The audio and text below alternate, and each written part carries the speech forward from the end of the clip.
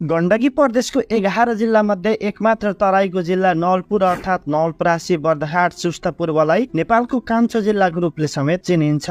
2072 को संविधान पश्चात साबिकको नवलपरासीलाई दाउने डाँडाबाट पश्चिम एउटा जिल्ला र पूर्वमा एउटा जिल्ला रहने गरी छुट्याइएको थियो। दाउने डाँडाबाट पूर्व गैंडाकोटसम्मको भागलाई समेटेर नवलपुर बनेको हो। नवलपुरको पूर्वमा चितवन, पश्चिममा नवलपरासी बर्दहाट सुस्ता पश्चिम, उत्तरमा पाल्पा र तनहुँ, त्यसैगरी दक्षिणमा चितवन र भारतको बिहार प्रदेश पर्दछ।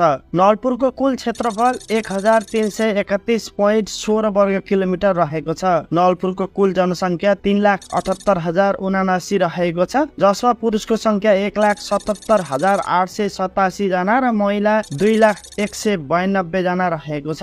नवलपुरमा 8 वटा स्थानीय तह रहेका छन्, जसमा 4 नगरपालिका र 4 गाउँपालिका रहेका छन्। नगरपालिकाहरूमा कर्मश गैंडाकोट नगरपालिका, देवचुली नगरपालिका, काउचदी नगरपालिका र मध्यबिन्दु नगरपालिका रहेका छन्। गाउँपालिकाहरूमा हुप्सेकोट गाउँपालिका, बिनाई त्रिवेणी गाउँपालिका, बोलिङटार गाउँपालिका र बौद्धिकाली गाउँपालिका रहेका छन्। जिल्लामा कुल 91 वटा वडा रहेका छन्। जिल्लाको सदरमुकाम काउसतीमा रहेको छ, जुन काउसती नगरपालिकामा पर्दछ। जिल्लाको सबैभन्दा अग्लो ठाउँ देवचुली डाँडा समुद्र सतहबाट 1936 मिटरमा अवस्थित छ।